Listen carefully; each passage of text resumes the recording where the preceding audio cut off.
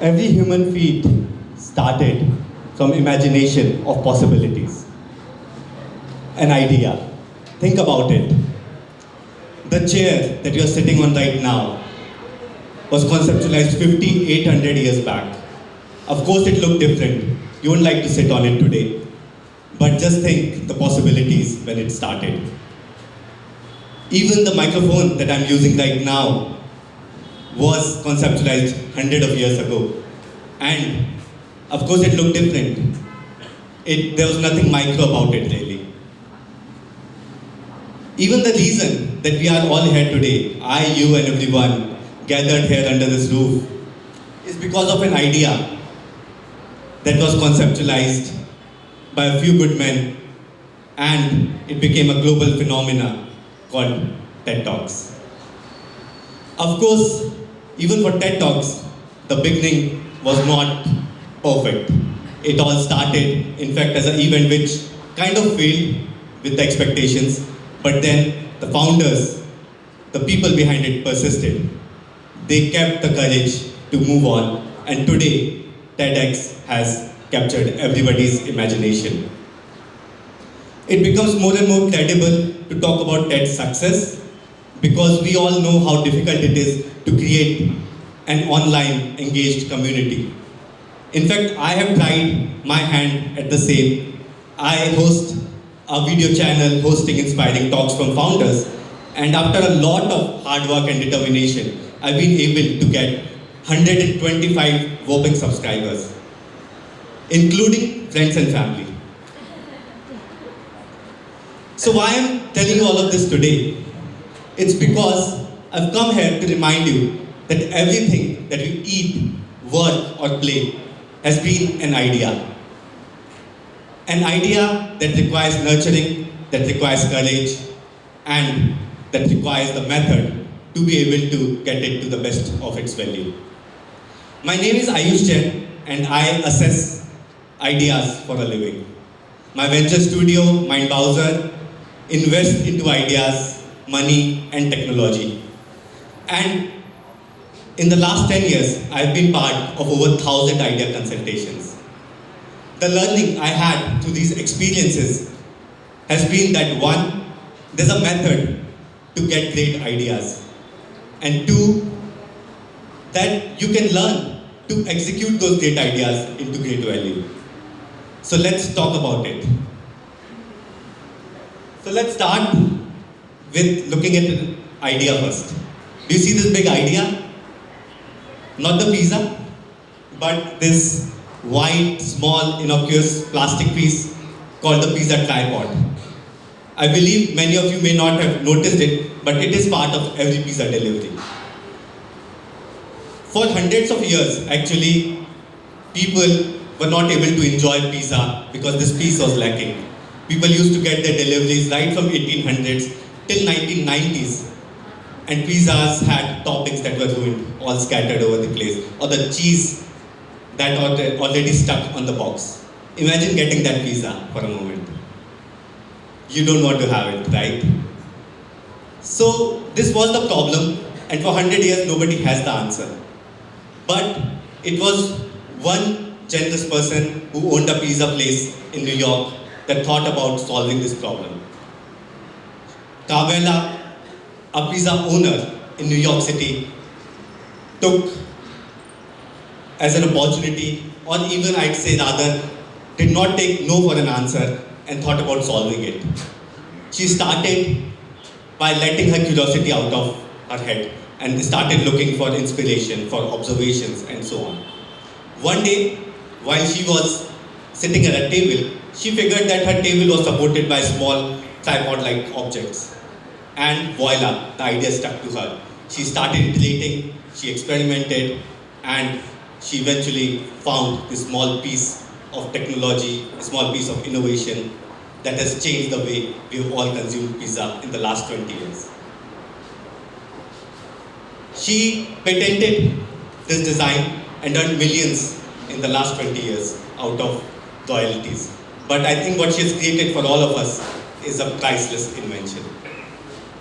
Let's talk about another story. Dr. Dilip Mahanabis, a pediatrician based in India. During the 1970s, he was working just like another doctor, but he observed that during the human crisis in India in 1971 war, a lot of deaths happened because people were sick. The reason for the sickness for most times was dehydration. People were dying due to diarrhea. This guy took upon himself and started thinking there should be a solution.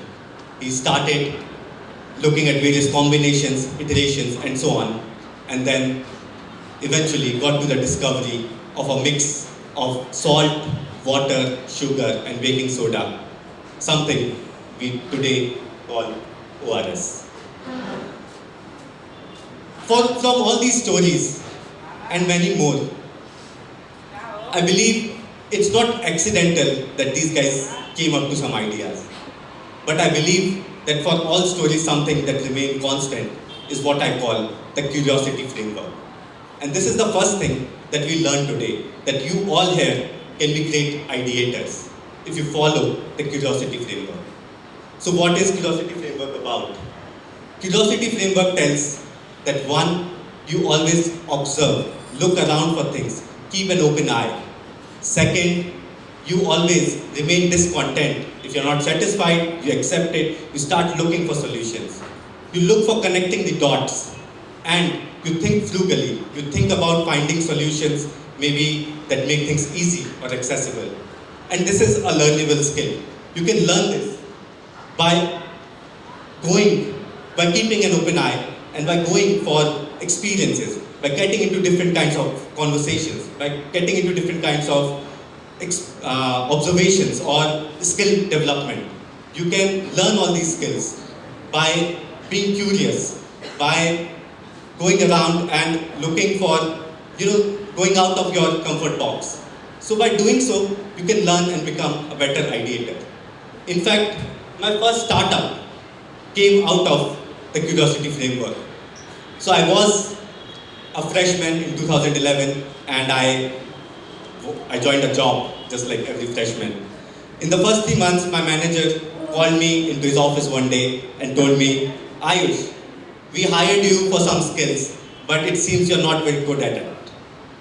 Now, I think it may have happened with many of you, and you may know the feeling, that dreadful feeling that happens. You are just stuck. You're so dumbfounded. You just don't know what to do because you don't have the idea like what next. But for me, it was also a moment of epiphany, because I was a curious guy. I started thinking that is it just me facing this, or is it like a lot of people, a lot of freshmen who are facing this? These were the days when there was no EdTech as a formal thing. But I started my first journey. It was called the Cool Bee School. The Cool Bee School was a platform that connected colleges, the B schools, the students, and companies. We sought out to find a solution to help students get brushed up before they get to the job, so that they can, one, find a good job, and then, of course, do good at it. I don't remember the exact pitch, but I had this nice pitch deck and nice preparation. But it went something like this. I went to my college and told my professor that, sir, I just graduated from here, and now I have learned something, and I'm going to tell you how to teach better. If you know how professor and students relations are, you already know what happens next. But if you do not, then I'd say we were just kicked out of those meetings right away. It happened not only with my own college, but also the 25 next that I visited. The Cool Bee School did not remain so cool, really. But that gave me a learning, that gave me another understanding that there's more to ideas. Ideas generation is the first thing to start with, but then you got to do something further, which I today call as the knowledge framework. Knowledge is what takes you to the next level to understand deeper into the problem you are trying to solve. We could all have these crazy ideas, but what to do next and how to do it in the best way, or what are the options available and choose the best option, can only happen when you are having the depth of knowledge.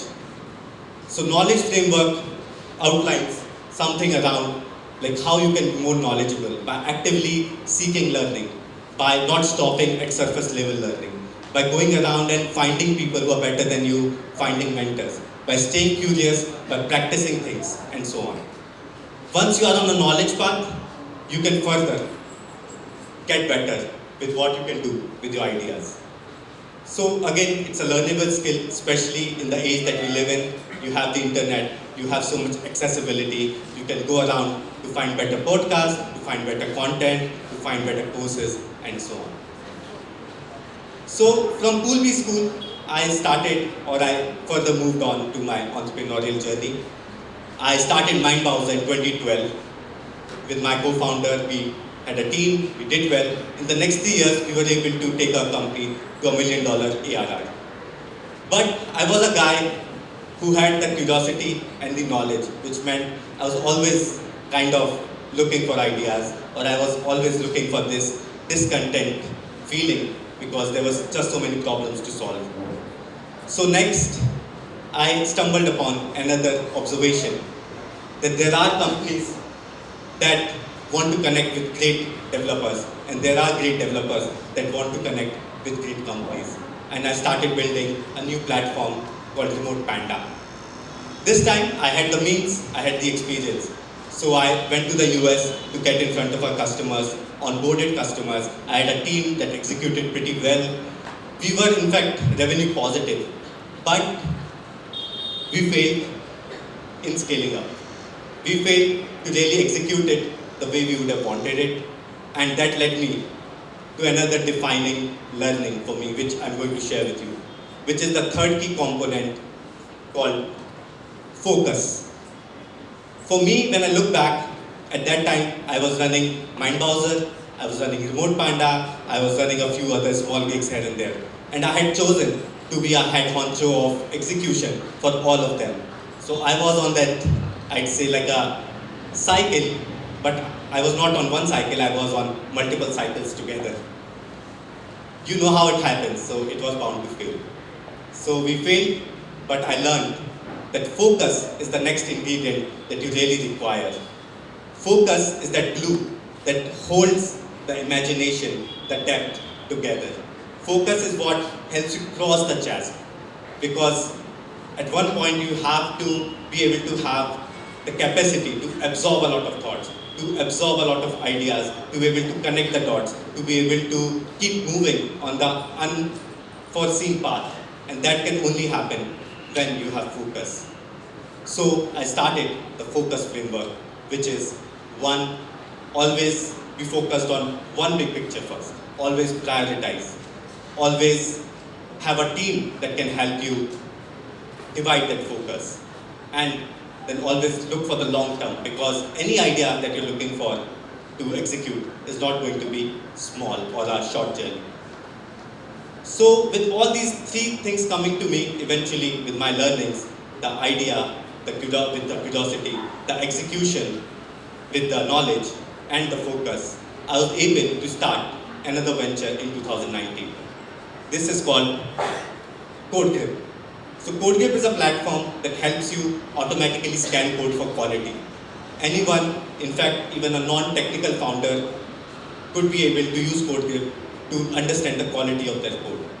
This was an opportunity again that I observed, because I saw that there were so many people who were either coding themselves or getting a team to code ideas, but they never knew how good is their code, what is running their business. So we built this platform, and this time we succeeded. We were able to basically make a difference. CodeGrip is today one of the standards for quality. I continued with the same understanding, and again I noticed an opportunity where I figured out that there are people who are non-technical and not able to understand what to do if they have a technology ideas. I wrote a book about it to solve this problem. And again, people loved it. We got really good rave reviews about it. So I became successful again. And this way I was able to establish that when these three components, curiosity, knowledge, and focus come together, you are able to get ideas that are worth spreading. Without knowledge and focus, ideas are like a unicycle which may look beautiful but may not take you anywhere. But with all of these three things coming together, you have ideas that become worth spreading.